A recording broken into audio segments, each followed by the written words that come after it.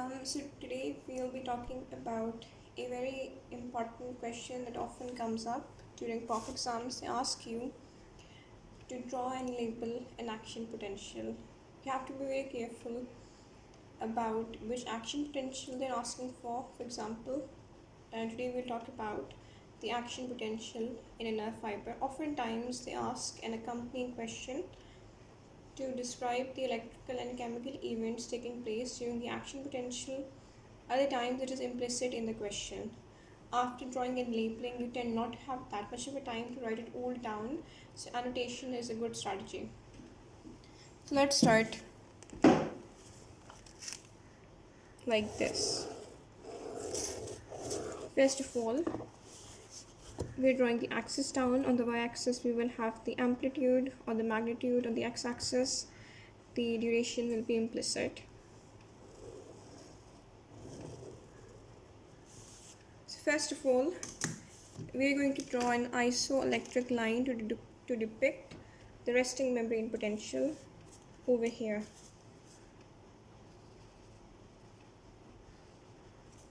Right? So the value of the resting membrane potential in a large nerve fiber is about -90 according to Guyton. We can draw this as A, and we can draw resting membrane potential over here. Write down. And on the next page, or the one besides it, we can annotate. This will be serving as the second part of the question. So what is the chemical or electrical situation at point A? Right? We can write P represents permeability. Pk plus is far greater than Pna plus. Right? The permeability of the membrane for potassium ions is much greater than its permeability for Na plus ions at resting level, because the number of K plus, and this is important, leaky channels, to know which channels we are talking about at any particular segment of the action potential, is greater than the number of Na plus leaky channels. First part, we can do this. Secondarily, all voltage gated, and these are the ones that are generally responsible for the action potential.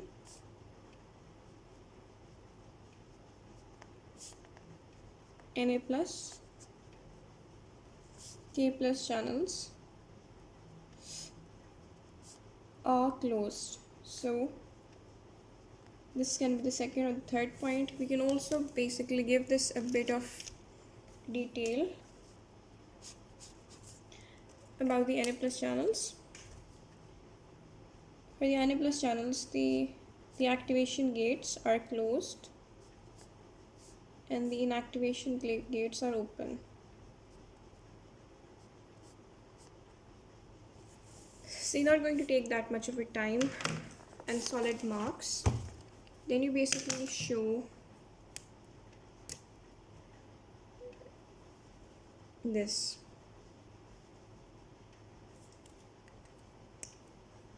Now this line over here is actually showing the threshold potential, which generally has a value of -65. Anyways, we're talking about B, which is depolarization to threshold.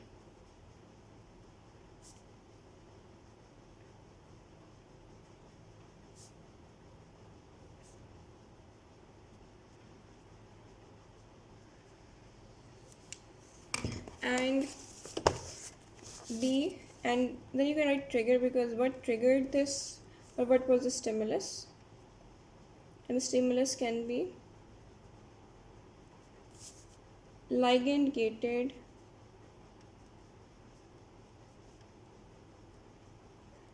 ligand gated, in which a substance is responsible for the opening of these particular kind of channels, can be in the taste buds, can be salt, for example, or acetylcholine, ligand gated, mechanically gated,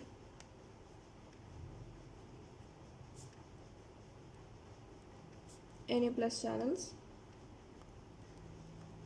This is a trigger, and you can write depolarization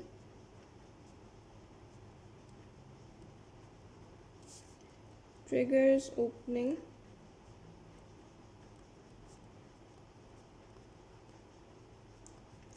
of increasing number of voltage gated channels, because these channels are opened in response to changes in potential across the membrane. You can write this if you have the time.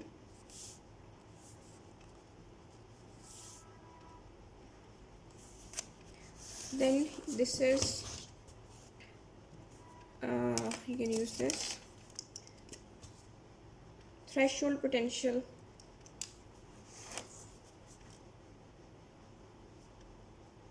right?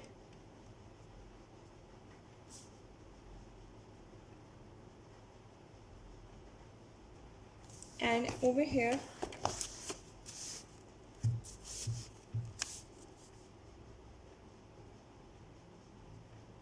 positive feedback for opening of Na plus. This is important. Rapid opening of Na plus activation gates develop, and over here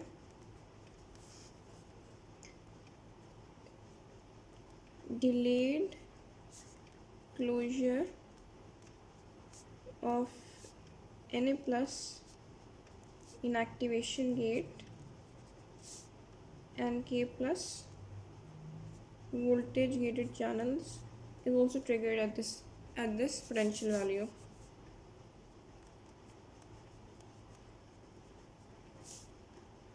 Right, now we have to, over here we basically, what do we describe this point as?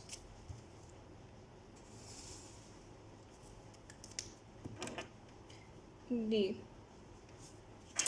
You write down D as rapid depolarization.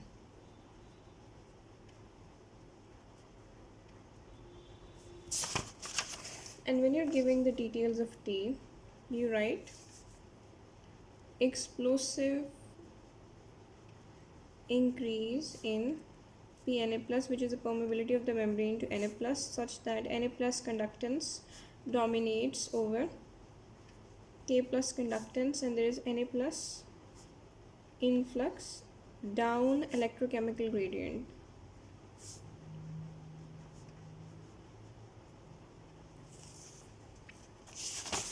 Then over here you have a very interesting point, which is this is peak potential, which is at a level of plus 35, and this is E. At peak potential we have delayed closure of, although it's not triggered by the peak potential, Na plus, delayed closure of Na plus gated channels, Na plus inactivation gate, and delayed opening of K plus voltage gated channels.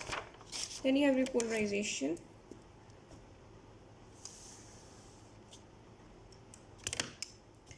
This is rapid repolarization, and again Pna plus permeability plummets because of the closure of, because of the above events, and because of the voltage gated channels opening we have a K plus efflux and repolarization.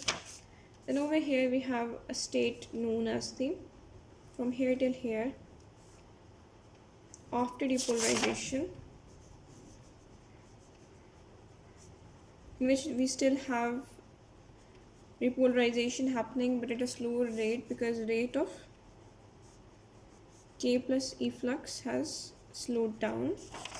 Then we have H, which is basically known as hyperpolarization, which is when temporarily the potential falls below RMP because of what reason? The physiological basis. H, my apologies. Hyperpolarization is because of delayed closure of voltage gated K plus channels. And after this point, we have returned to RMP at -90. So I'm hoping this was helpful. If it was, please like, subscribe, and leave a comment.